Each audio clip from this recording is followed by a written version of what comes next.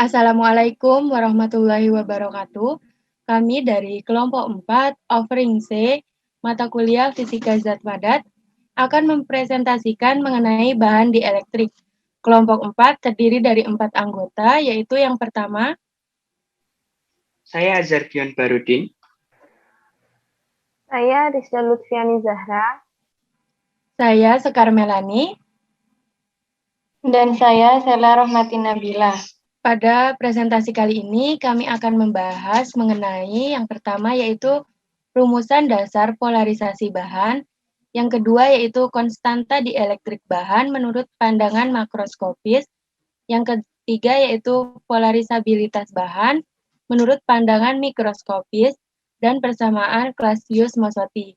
Yang keempat yaitu sumber polarisabilitas, yang kelima yaitu polarisabilitas polar, yang keenam polarisabilitas ionik, yang ketujuh polarisabilitas elektronik, yang kedelapan gejala piezoelektrik, dan yang kesembilan yaitu gejala ferroelektrik. Langsung saja kita kepada pembahasan yang pertama, yaitu rumusan dasar polarisasi bahan. Jadi, dalam rumusan dasar polarisasi bahan yaitu apabila ada dua buah muatan yang memiliki besar sama, yaitu min Q dan plus Q, namun muatan tersebut berada pada arah yang berbeda. Nah, kedua muatan tersebut akan mempunyai dipol listrik, yang mana besar momennya yaitu sebesar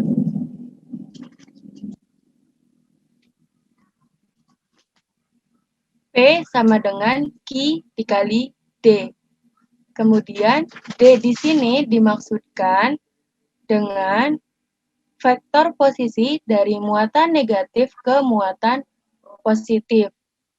Nah, untuk vektornya itu bisa dilihat dari gambar. Jadi di sini muatan negatif mengarah kepada muatan positif. Nah, di situ terdapat vektor posisinya. Kemudian, selain mempunyai dipol listrik, karena adanya dipol listrik, tentu muatan tersebut akan mempunyai yang namanya momen listrik, di mana momen listrik ini besarnya yaitu dapat ditunjukkan oleh persamaan seperti yang ada pada slide. Kemudian, dengan menempatkan suatu dipol dalam medan listrik eksternal E epsilon 0 akan menyebabkan timbulnya torsi pada dipol, yang mana besar torsi pada dipol yaitu sebesar tau sama dengan P dikalikan dengan epsilon 0.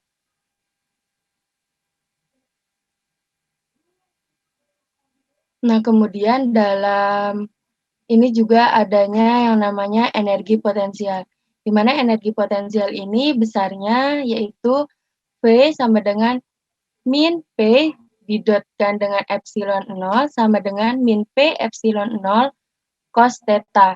Nah, di sini juga dipol ini memiliki energi potensial minimum apabila orientasinya itu paralel dengan medan.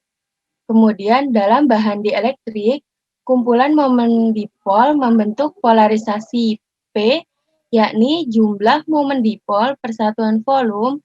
Untuk suatu kristal, polarisasi merupakan jumlah momen dipol dalam suatu sel satuan dibagi dengan volume sel. Jika bahan mengandung jumlah molekul persatuan volume sebanyak N, masing-masing memiliki momen P sebesar P sama dengan N kalikan dengan P. Nah, kemudian yang kedua yaitu konstanta dielektrik bahan menurut pandangan makroskopis. Jadi, bahan dielektrik yang ditempatkan dalam suatu medan listrik eksternal epsilon 0 mengalami perpindahan listrik sebesar D, E0 dikalikan dengan epsilon 0. Di mana epsilon 0 ini merupakan permitivitas vakum.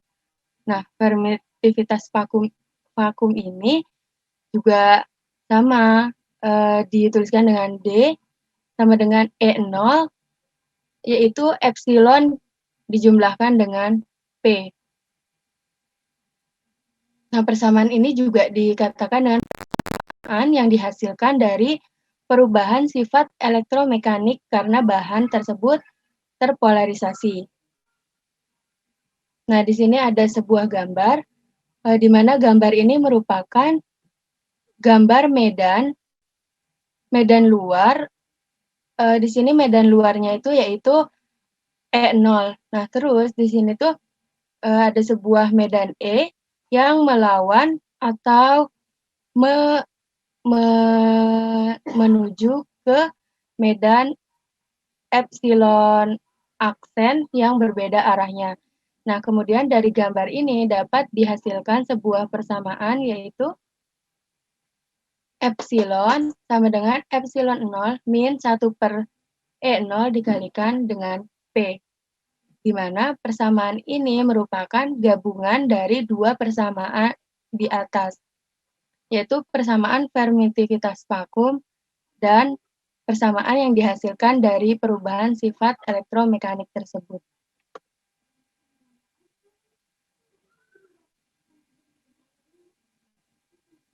Nah, kemudian di sini ada polarisasi menyebabkan terjadinya muatan polarisasi pada permukaan bahan, yakni muatan positif di sebelah kanan dan negatif di sebelah kiri.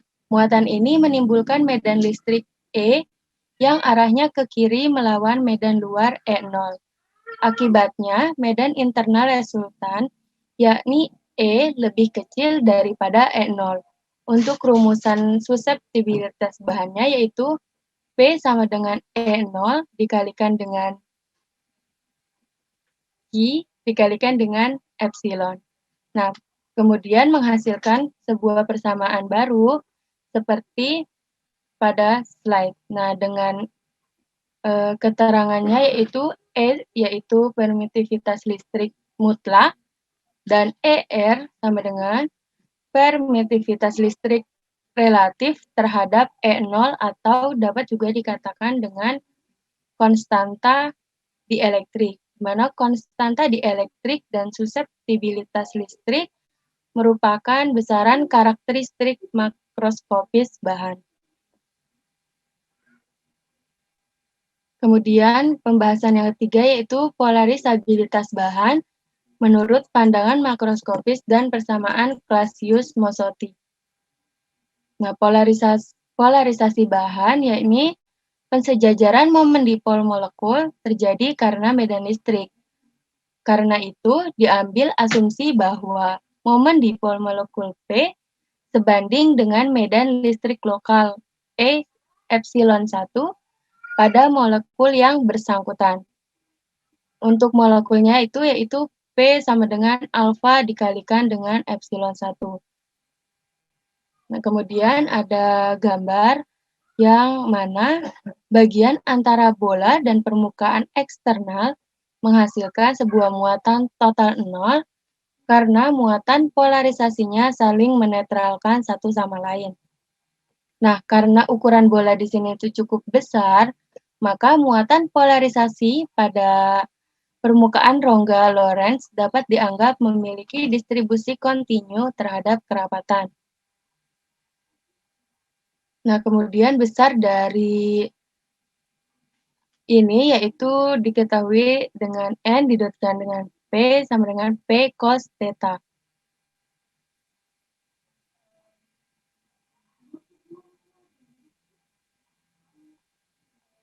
Yang kedua, kemudian di sini ada nilai dari, ada persamaan dari medan yang ditimbulkan oleh muatan, yaitu E2 dengan persamaannya seperti pada slide, dengan hasil integrasinya yaitu epsilon 2 sama dengan 1/3 E0 dikalikan dengan P, di mana hal ini merupakan medan Maxwell E yang merupakan besaran makroskopis dan medan konstanta rata-rata dari seluruh jumlah molekul.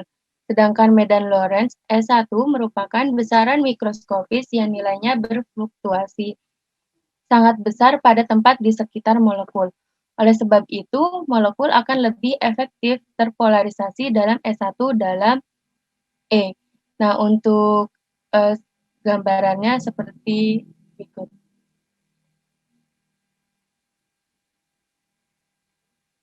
Kemudian, adanya juga yang namanya polarisasi dielektrik, di mana polarisasi dielektrik ini dirumuskan dengan P sama dengan N alfa dibagi dengan 1 min N alfa dibagi dengan 3 dikali E0.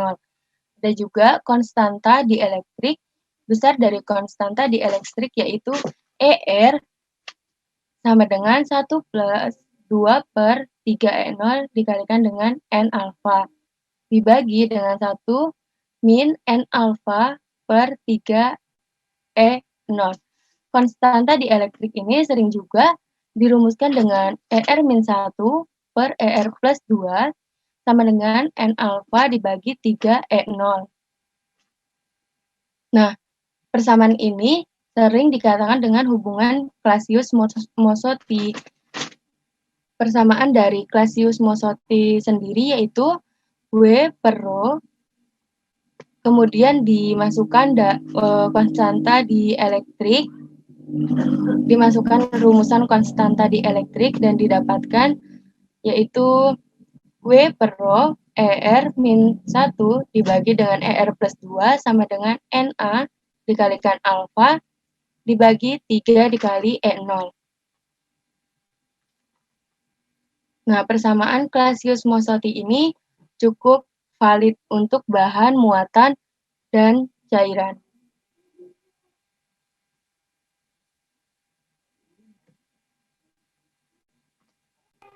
Selanjutnya yaitu sumber polarisabilitas. Nah, dengan adanya proses polarisasi bahan, seperti yang sebelumnya dijelaskan oleh Scott, struktur molekul atau atom yang membangun suatu bahan dapat dikelompokkan menjadi 4, yaitu molekul polar, molekul nonpolar, molekul ionik, dan atom kristal kovalen. Untuk molekul polar, yaitu molekul yang mempunyai resultan momen dipol permanen dan tidak sama dengan 0. Contohnya H2O. Untuk molekul nonpolar, yaitu molekul yang mempunyai resultan momen dipol permanen sama dengan 0. Contohnya CO2. Ketiga, itu molekul ionik, yaitu molekul yang berikatan ionik. Contohnya NaCl. Dan yang terakhir, yaitu atom kristal kovalen yang bersifat nonpolar dan non-ionik. Contohnya Si dan Ge.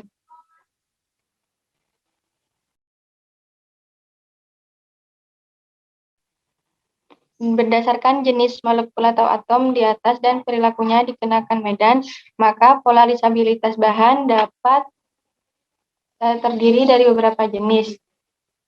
Yang pertama yaitu ada polarisabilitas polar atau orientasi atau alfa P, yaitu membipol permanen bahan terdistribusi secara acak sehingga polarisasi sama dengan 0.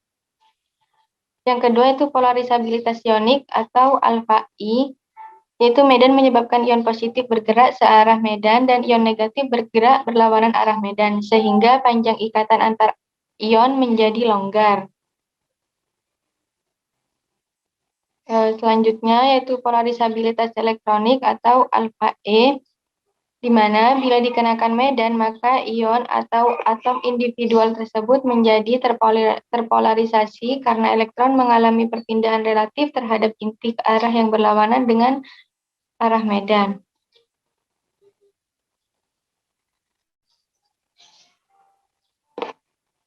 Terdapat ciri khusus yang membedakan antara satu sama lain dari ketiga polarisasi di atas yang sebelumnya, yaitu sebagai berikut. Polarisasi polar menunjukkan kebergantungan yang kuat terhadap suhu, sedangkan dua yang lain tidak. Konstanta dielektrik bahan polar mengalami penurunan dengan naiknya suhu. Perilaku polarisabilitas bolak-balik, yakni saat pada bahan dikenakan medan listrik bolak-balik. Selanjutnya, polarisabilitas polar statik. Bila pada bahan dikenakan medan listrik, misalnya epsilon, maka energi potensial dipol didapatkan yaitu P sama dengan min P kali epsilon sama dengan min P epsilon cos theta. dengan theta adalah sudut antara arah dipol dan medan. Probabilitas untuk mendapatkan dipol dalam arah theta tersebut memenuhi fungsi distribusi Maxwell-Boltzmann, yaitu F theta sama dengan E pangkat min PI K 0 kali T sama dengan E pangkat PE cos P epsilon cos theta dibagi K 0 kali T. Dan untuk harga rata-rata dipol dalam arah X, yaitu Px sama dengan integral Px F theta d omega dibagi integral F theta d omega, di mana integrasi dilakukan atas semua arah dipol dalam sudut ruang omega. Dalam hal ini, untuk nilai Px d omega dan sudutnya itu juga berbeda. Dan hasil integrasi dari sebelumnya yaitu Px sama dengan PL kali U. Diperoleh polarisabilitas polarnya yaitu alfa P sama dengan P kuadrat dibagi 3K0T. Dan substitusi harga polarisabilitas polar ke dalam persamaan Clausius-Mozotti menghasilkan W per rho ER-1 dibagi ER plus 2 menghasilkan NA dibagi 3E0 A0 plus P2 dibagi 3K0 kali T. Untuk molekul non-polar, grafik tersebut berbentuk horizontal.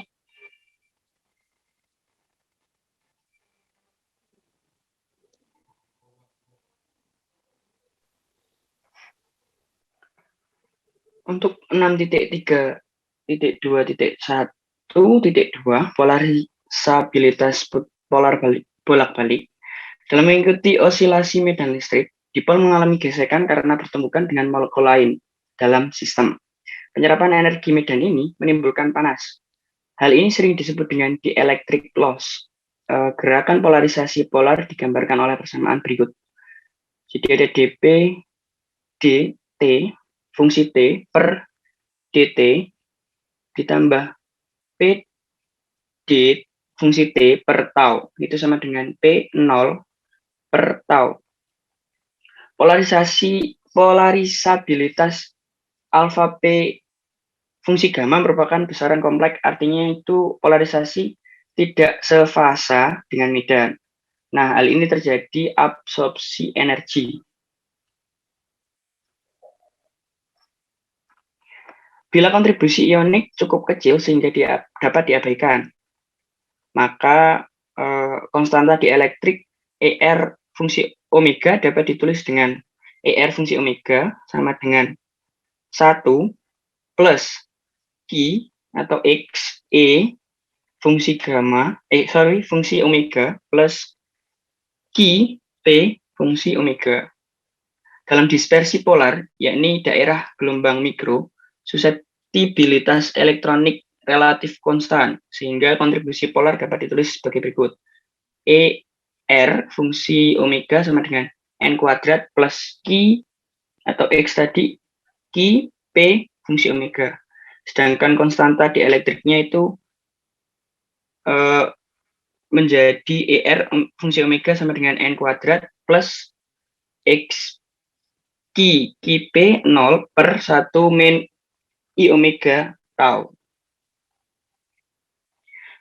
Konstanta dielektrik di atas yang tadi itu bergantung pada frekuensi. Nah, hal ini berarti bahan menunjukkan gejala dispersi dalam bentuk bagian real dan imajiner. Konstanta dielektrik ER fungsi omega dapat ditulis sebagai ER fungsi omega sama dengan ER fungsi omega plus I ER fungsi omega. Jadi itu ada aksen. Yang pertama ada aksen, yang kedua ada dua aksen. Jadi ER aksen fungsi omega plus I ER dua aksen fungsi omega. Dengan yang aksen yang ER aksen omega itu sama dengan N kuadrat plus ER0 min N kuadrat per 1 plus omega kuadrat tau kuadrat. Sedangkan untuk yang ER 2 aksen itu sama dengan ER0 min N kuadrat per 1 plus omega kuadrat tau kuadrat dikalikan dengan omega tau. Nah, ungkapan persamaan di atas itu sama dengan persamaan Debye. Next. Kristal ionik 6.3.2.2 polarisabilitas ionik. Kristal ionik diatomik satu dimensi ditunjukkan dalam gambar ionik satu dimensi. Jadi ini tuh ada gambar kristal ionik diatomik satu dimensi. Itu ada plus min, ada M2 sama M1. M2 itu 2N, M1 itu 2N plus 1. Nah, persamaan masing-masing M2 dan M1 itu 2 kuadrat U 2N plus 1 per dot T kuadrat sama dengan min alfa 2U N plus 1 min U 2N min U 2N plus 2 ditambah dengan E epsilon. Untuk M2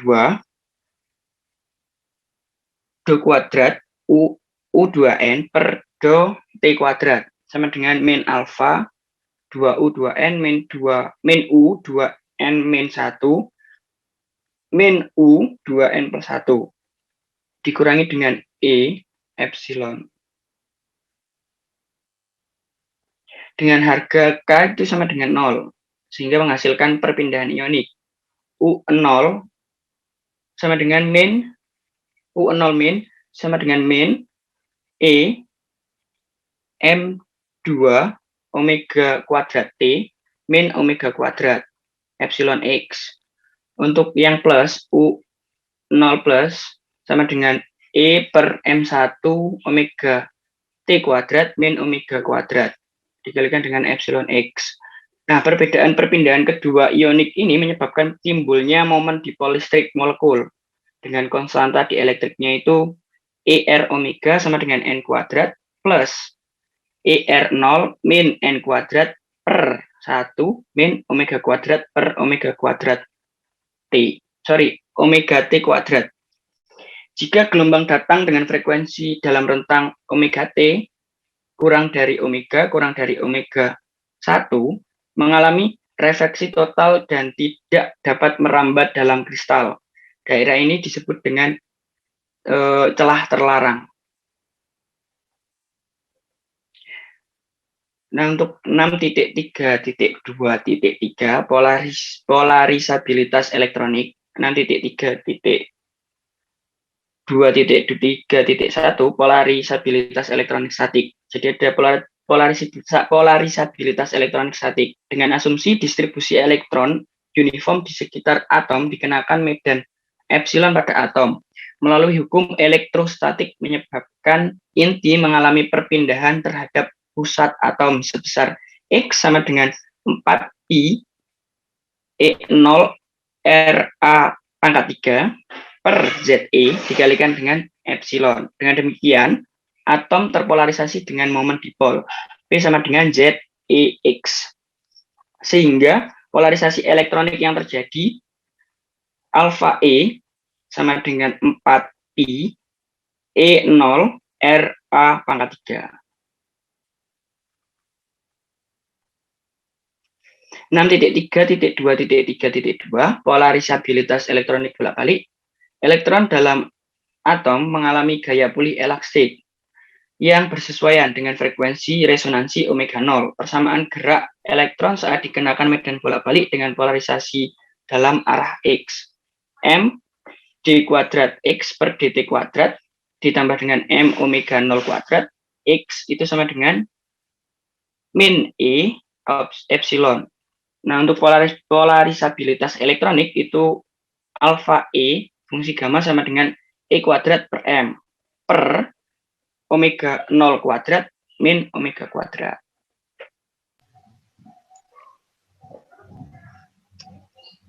Selanjutnya, Jika terdapat Z elektron per atom dan N atom persatuan volume, maka suseptibilitas listriknya seperti persamaan berikut.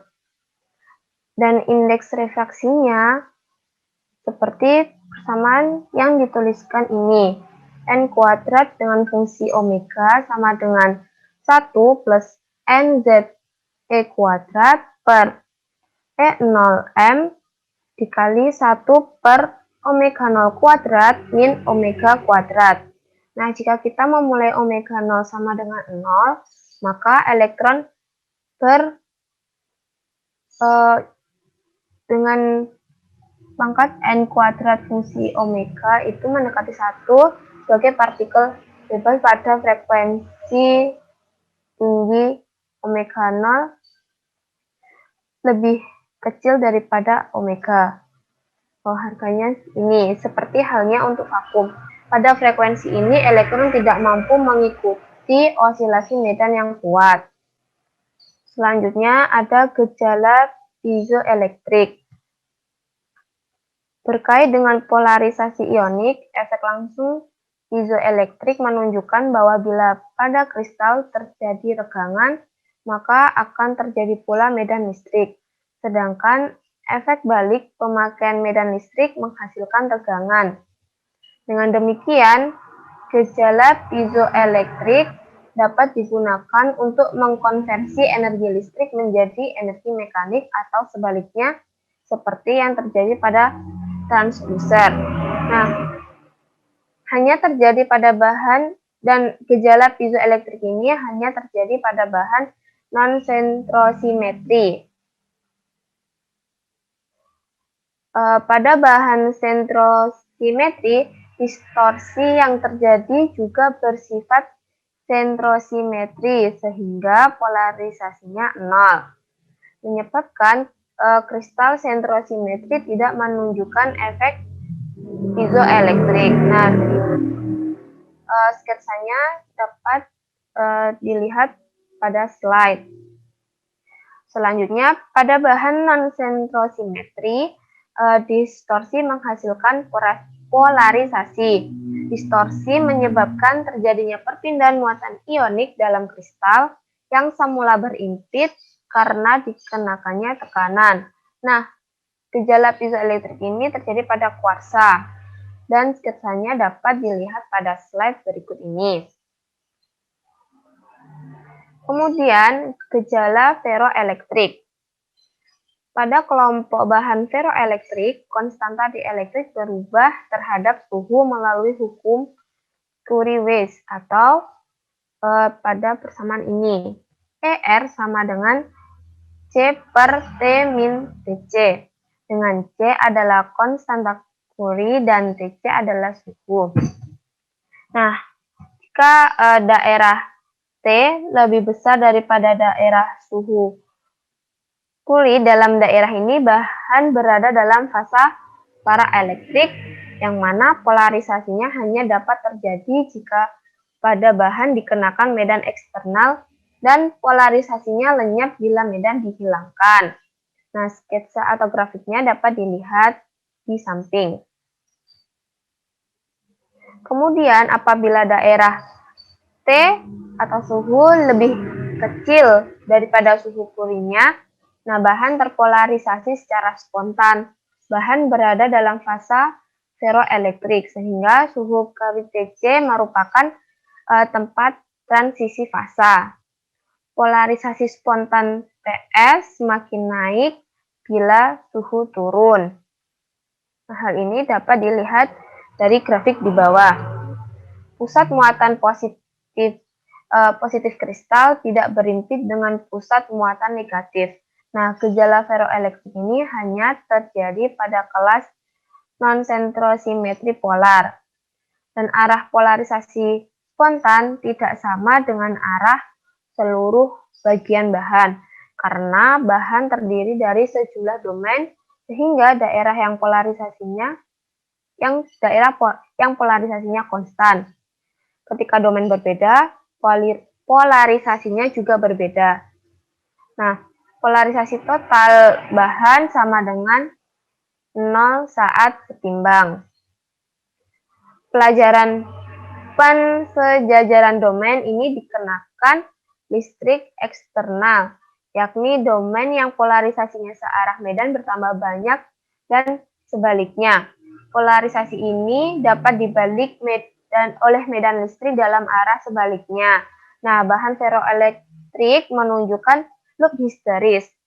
Contoh bahan ferroelektrik ini ada jenis perovskit, misalnya barium titanat atau bati O3 atau ketika di atas suhu Curie dengan TC sama dengan 120 derajat Celcius berarti berstruktur kubik. Nah, ketika di bawah suhu Curie strukturnya berubah menjadi tetragonal. Terjadilah pemisahan pusat muatan positif dan negatif sejauh 0,012 nanometer sehingga ini terjadi polarisasi spontan. Terima kasih dari kelompok kami. Jika ada kurang lebihnya kami mohon maaf. Semoga bermanfaat. Wassalamualaikum warahmatullahi wabarakatuh.